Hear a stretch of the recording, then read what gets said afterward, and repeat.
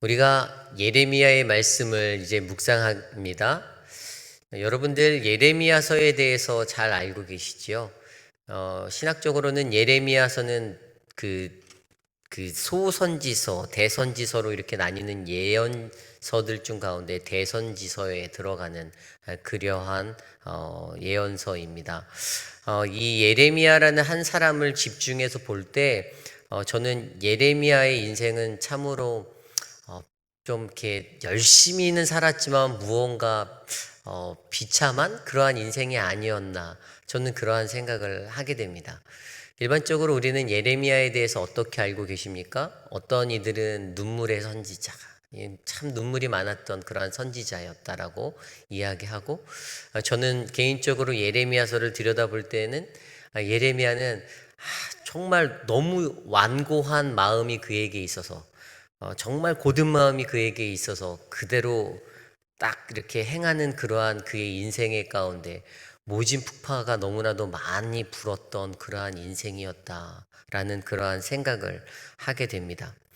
가족과 동네 사람들로부터 배척도 당하였고요, 매도 맞았고, 그 다음에 음해도 받았고, 강제로 마지막에는 이제 그 유다가 멸망하고 바벨론이 세웠던 총독이 살해된 이후에는 강제로 애굽으로 압송되는 고초까지 겪었고, 그곳에서 어떻게 그가 죽었는지 정확히 전달되진 않지만 그렇게 사라진 그러한 인생의 사람, 그럼에도 불구하고 그에게 주어졌던 그 시간 속에서 하나님의 말씀을 정확히 바르게 끝까지 담대히 선포했던 사람을 저는 예레미야라고 기억하고 있습니다.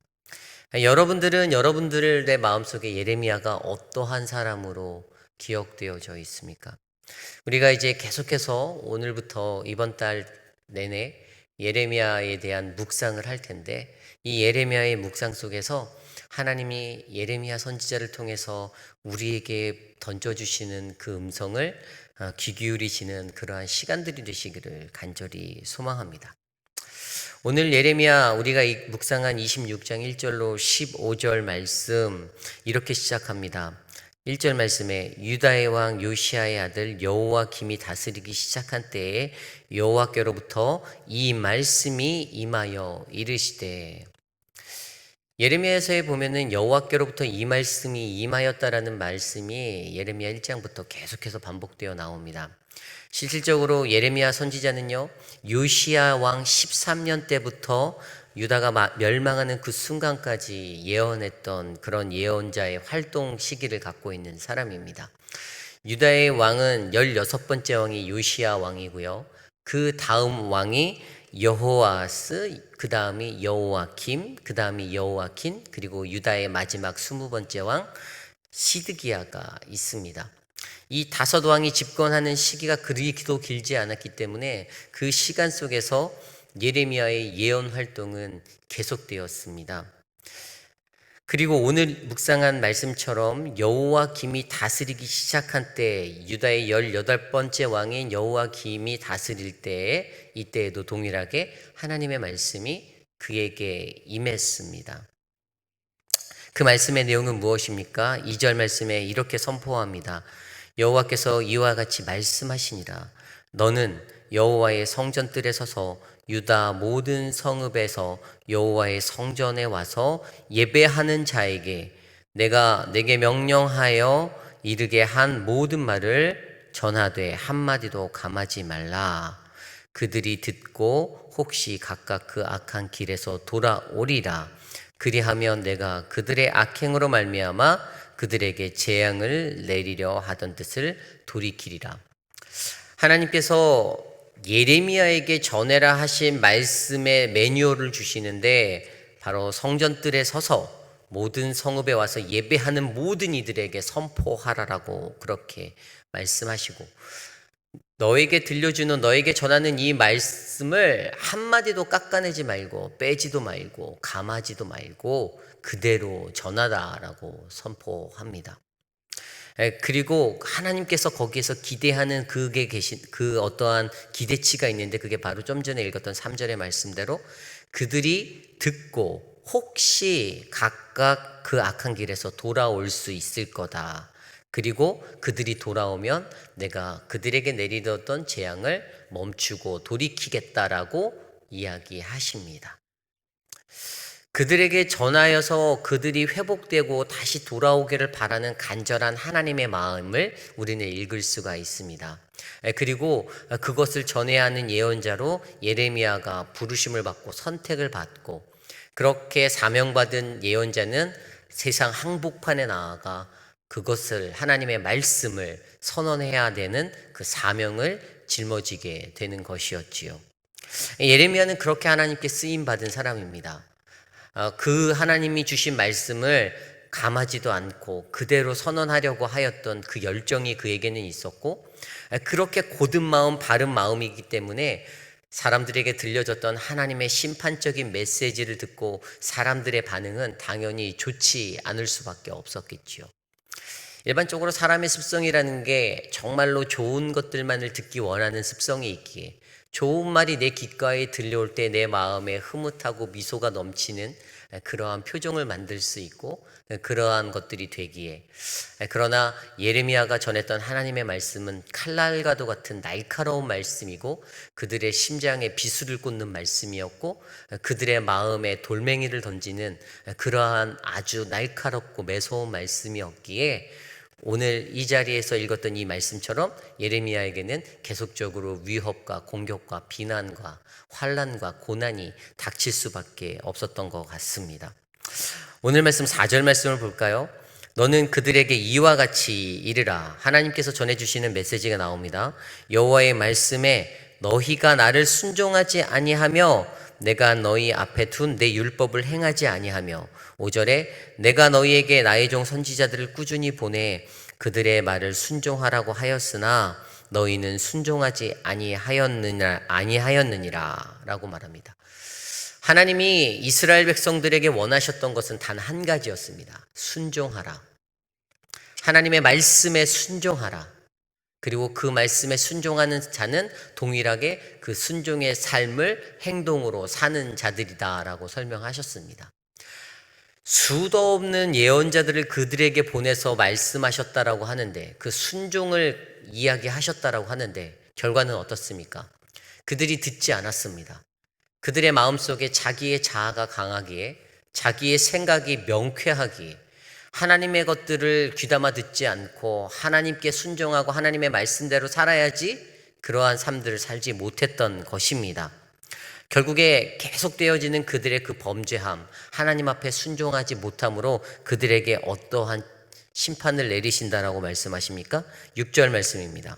내가 이 성전을 실로같이 되게 하고 이 성을 세계 모든 민족의 저주거리가 되게 하리라 하셨느니라 라고 말씀합니다. 저희가 이 6절 말씀을 들을 때에는 듣는 청중의 입장에서 이것이 얼마나 임팩트 있는 말인지, 왜 예레미야를 통해 선언된 이 6절의 말씀이 예레미야에게 돌멩이를 던지려고 하고 예레미야를 죽이려고 하는지 이해할 수 없겠지만, 유대인들의 입장에서 이 얘기는 엄청난 이야기입니다. 여러분들 실로라는 것들에 대해서 한번 생각해 볼까요? 실로는 어떠한 것입니까? 실로는요, 이스라엘이 가나안에 입성해서 그들의 그 가나안 땅에 들어간 그 초기 시대부터 왕국이 세워지는 이제 왕정의 시대로 들어가기 전까지 바로 그 이스라엘이라는 나라의 수도와 같은 캐피탈의 역할을 했던 장소였습니다. 쉽게 얘기하면 이스라엘 민족에게 수도가 된다는 것은 어떤 것입니까? 바로 예루살렘과 같은 하나님의 성지, 하나님의 성막이 있는 곳, 하나님의 임재가 있는 곳, 하나님이 우리와 함께 하시겠다라고 하신 그 약속의 장소가 실로였다라는 사실입니다. 그런데 그 실로는 어떻게 됩니까? 실로는 멸망합니다. 패망합니다. 아주 하나님의 그 처참한 그러한 심판의 모습대로 그렇게 황폐해지게 됩니다. 물론 완전히 실로에 있던 사람들이 소멸되어지는 것은 아니지만 그들이 그렇게 소멸되어지고 그 이후에 약간의 시간이 지나 이제 왕정의 시대로 들어가 그것들이 복원될 때 예루살렘이다라고 하는, 우리가 오늘 말씀에서 바라보고 있는 그들의 도성이 세워지는 것입니다. 실로나 또 예루살렘이나 가장 중요한 한 가지는 하나님의 임재하심이 그곳에 있다라는 그 상징적인 의미를 가지고 있습니다. 이스라엘 민족에게는요, 실로는 자신들이 하나님의 백성이고 하나님이 우리를 선택하셨고 하나님이 우리를 만나주시고 하나님이 우리와 함께 하신다라는 그 희망의 메시지의 장소였습니다. 그런데요, 바로 그 땅이 멸망한 것처럼 지금 너희가 살고 있는 남유다, 바로 그 예루살렘도 너희들이 그렇게 바라보고 목격하였던 실로와 같이 만들어 버리시겠다라고 그렇게 말씀하는 것입니다. 이 메시지를 들은 수많은 이스라엘 백성들, 그리고 제사장들, 또 고위 공직에 있었던 고관들, 어떠한 느낌이었을까요? 기분이 무척 나빴겠죠. 너무나도 기분이 나쁘고 상합니다. 아니, 어떻게 저런 말을 예언할 수 있지? 물론 그 당시에 수많은 예언자들이 있었을 것입니다. 무수한 사람들이 하나님의 말씀을 예언하였을 텐데, 혹여 어떤 자는 하나님께 받은 말씀을 왜곡하여 전하는 자도 있었을 것이고, 하나님께 받은 말씀도 없는 채 받은 척하며 전했던 사람도 있었을 것이고, 사람들의 귓가에 비유를 맞추기 위해서 달콤한 듯 그러한 말을 전했던 예언자들, 일명 우리가 속히 말하는 거짓 선지자들도 많았을 것이다라는 것입니다. 그런데 예레미야는 온전히 하나님이 주신 그 말씀을 들고 나아갑니다. 그리고 그들에게 그 말씀을 선언하게 되었지요.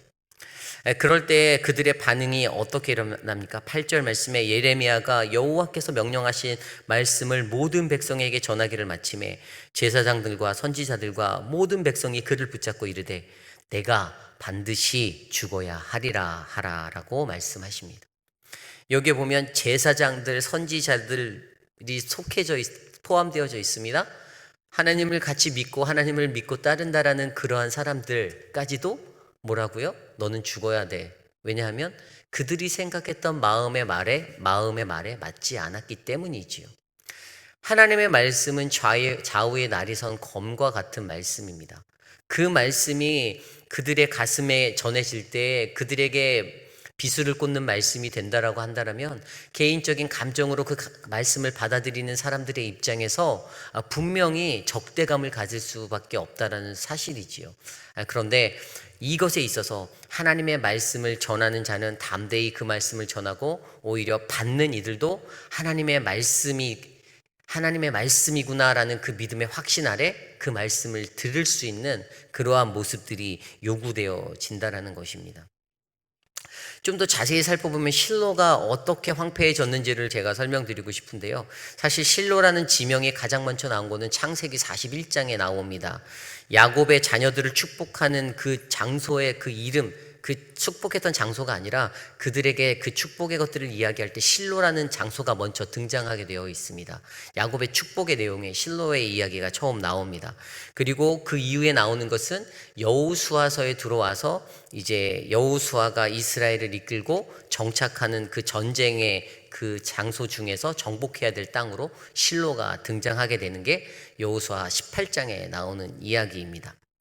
그런데 그곳에 어떠한 일들이 일어납니까? 이제 사사기로 넘어가면 사사기의 암흑기, 바로 어떠한 예언자도 없고 어떠한 그 지도자가 없는 이스라엘의 그 암흑기와 같은 그 사사기의 그 시간 속에 그들이 종교적인 타락, 도덕적인 타락으로 말미암아 바로 이 실로라는 것이 완전히 망가지게 되는 그러한 그림들을 우리에게 보여주십니다.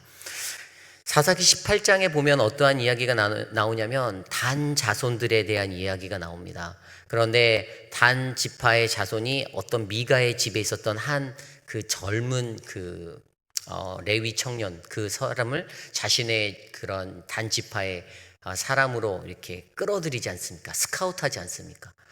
그런데 그때 그러한 모습들이 바로 일어나는 이것들을 가지고 그 한 청년이 그 물질적인 것에 넘어가고 자신의 유익을 바라고 한 가정의 미가라는 한 가정의 제사장으로 살기보다는 더 큰 단지파의 제사장으로 내 인생을 사는 게 낫겠다. 내 길이 훨씬 더 유익하게 열리겠다라는 그런 어떤 종교인들이 가진 그런 타락의 모습을 그렇게 보여주는 것. 그것이 바로 실로에 있었던 종교적인 타락의 모습이었습니다. 그리고 도덕적인 타락이 또 사사기 21장에 나오는데 거기에는 이제 베냐민 지파의 사람들의 여인들이 이제 메말라 버리는, 다른 지파들이 그 지파에게 여인들을 내주지 말자, 딸들을 주지 말자, 그래서 결혼할 수 없게 되는 그러한 위기에 처했을 때 그 사람들이, 장로들이 모여서 어떤 것들을 계획하냐면, 실로의 여인들이 춤추러 나올 때 저 여인들을 데려다가 우리의 여인으로 삼아버리자, 우리의 대를 잇게 하자라는 그러한 아주 도덕적인 타락의 모습, 성적으로 황폐한, 무너진 그러한 삶의 모습까지도 보여주는 그러한 것들로 등장하면서, 이 실로라는 장소가 하나님의 거룩한 임재가 있는 곳, 하나님의 영적인 성지였던 그곳이 이처럼 종교적으로도 타락하고 또 도덕적으로도 타락한 이러한 모습들 가운데 하나님께서 그들에게 심판의 것들을 예고해 주셨다라는 것이죠. 결국에 그러한 모습이 사무엘상 4장에 가면 완벽하게 하나님의 심판의 자리에 서게 되지 않습니까? 그들이 이제 아벡 전투를 통해서, 이스라엘이 그 아벡 전투를 통해서 블레셋과 전투를 하게 됩니다. 그런데 그때 그들이 처음에 블레셋과 아벡에서 전투를 할 때 약 4천 명 정도가 죽게 되는 패배를 해요. 그리고 나서 그 후에 돌아와서 장로들이 안 되겠다, 우리가 이 전투에서 이기기 위해서는 실로에 있는 언약궤를 이곳으로 가져와서 전투를 해야겠다, 그 언약궤를 이리로 옮겨오자라고 이렇게 해서 가져와서 전투를 하자는데, 그 이야기를 듣고 블레셋 사람들이 그들을 치러 갑니다. 그래서 다시 아벡에서 전투가 벌어지는데 그때 약 3만 명가량의 사람들이 죽게 되는 패배를 안게 됩니다. 거기다가 그렇게 죽음으로써 그들이 진 것으로 끝나는 전투가 아니라 그들이 가져왔던 그 언약궤까지도 빼앗겨 버리게 되는, 하나님의 영광이 완전히 사라지게 되는, 그래서 그러한 자리의 패배가 바로 아벡 전투라는 전투가 사무엘상 4장에 나오는 이야기입니다. 그때 그 전투에서 있었던 사람이 엘리 제사장의 두 아들이 있었지 않습니까? 근데 그 두 아들이 그곳에서 죽게 됩니다. 홈리와 비느하스, 그 두 아들이 전투에서 죽게 되고, 나중에 그 이야기를 듣던 엘리 선지자도 그 자신의 아들들이 죽었다는 그 말을 듣자마자 의자에서 뒤로 꼬꾸라져서 목이 부러져 죽게 되는 그러한 사건이 발생됩니다. 그런데 엎친 데 덮친 격으로 거기에 그의 아들 비느하스의 며느리, 와이프, 엘리의 며느리가 잉태하여 있었는데, 산때가 다 되어서 그 이야기를 들었을 때 그 아이를 출산하고 너무나도 슬픈 소식을 접한 시아버지도 죽고 자신의 남편도 죽고, 그러한 상황 속에서 그녀가 아무 말도 하지 않은 채 아이를 출산할 때, 원래 일반적으로 아이를 낳으면 너무나도 기뻐해야 되는데 그렇게 기뻐하지 못하고 그냥 있을 때 그녀가 했던 한마디가 바로 하나님의 영광이 이곳을 떠났습니다라는 그 한마디, 이스라엘을 떠났다라는 그 하나님의 영광의 메시지, 바로 그러한 상황이 하나님께서 실로에게 행하셨던 실로의 이야기라는 것이지요. 그런데 그러한 실로의 비참한 이야기가 이제 이스라엘 예루살렘에 임할 것이다라고 이야기하는 것입니다. 남유다 땅의 성지였고 도성이었던 그 하나님의 장소가 그렇게 될 거라는 그 예언 앞에서 사람들의 반응은 격하고 분노하고 흥분할 수밖에 없었던 것, 왜냐하면 그들의 생각은 하나님이 우리를 여전히 지켜주시고 우리와 함께 하실 것인데 왜 너가 그러한 하나님이 우리를 멸망케 하실 것이라는 심판의 메시지를 던지느냐라는 그러한 말이었지요. 오늘 말씀 안에서 보면요, 이 오늘 말씀 전체의 내용은 하나님이 예레미야를 통해서 하나님이 정하신 그 하나님의 거룩한 도성이 도덕적인 타락과 종교적인 타락으로 말미암아 심판받게 될 것이라는 메시지였습니다. 그런데 그러한 메시지가 사람들의 귓가에 들려올 때 사람들은 감정적으로, 감성적으로 그것들을 판단하고 자신의 마음이 맞지 않는다는 이유로 오히려 예레미야를 너는 반드시 죽어야만 할 것이야 라는 그러한 메시지로 대적하는 그러한 모습을 보고 그를 죽이기 위해서 노력하고 발버둥치는 믿는 이들, 제사장들, 선지자들을 바라보며 우리가 하나님의 말씀 안에서 어떠한 자리로 나아가는 믿음의 한 사람이 되어야 하는지를 고민해 보자라는 것입니다. 하나님께서 남유다를 향해 선포하셨던 메시지는 단 한 가지였습니다. 순종하라. 그리고 그 순종의 자리를 떠났다 할지라도 하나님이 다시 기회를 주시고 내가 듣고선 돌이키고 그리고 다시 돌아오면 회복하여 주실 거라는 소망의 메시지도 함께 주셨다라는 사실입니다. 그럼에도 불구하고 끝까지 듣지 아니하는 남유다, 결국에는 그들은 BC 586년에 멸망하는 자리에 처하게 됩니다. 2년 동안 바벨론에 포위된 그 포위의 공격 안에서 두려움 가운데 벌벌 떨다가 완벽하게 무너져 버리는 도성이 바로 예루살렘 성이 되어 버릴 것이라는 것이지요. 오늘 우리에게 주신 하나님의 이 말씀 안에서 우리가 생각해 보기 원하는 것은 오늘 이 순간에도 하나님이 우리에게 말씀하시는 메시지, 그 음성이 있다라는 것입니다. 내가 생각하는 것과 그 음성은 다를 수 있습니다. 하나님의 전해주시는 그 살아있는 메시지는 내 생각과는 전혀 반대의 것들이 될 수도 있습니다. 그럼에도 불구하고 우리들에게 듣는 그 들려지는 그 하나님의 말씀에 청종함으로 나아갈 수 있는 지혜, 그리고 그 말씀을 듣고 다시 우리의 발걸음을 돌이킬 수 있는 그 지혜가 넘치는 인생이 바로 우리들의 인생이 되기를 원합니다. 우리들에게 주신 우리의 거룩한 도성이 어디입니까? 하나님이 우리와 함께 거하시고 함께 하시겠다라고 약속하신 그 장소는 오늘도 어제도 내일도 변함없이 우리 안에 계십니다. 우리들 각자의 마음 속에서 함께 하시는 그 하나님의 도성을 멸망받지 않게 하려고 우리의 마음을 지키고 우리의 생각을 지키고 우리의 뜻을 주님께 드리는 거룩한 인생이 바로 저와 여러분의 인생이 되시기를 간절히 소망합니다.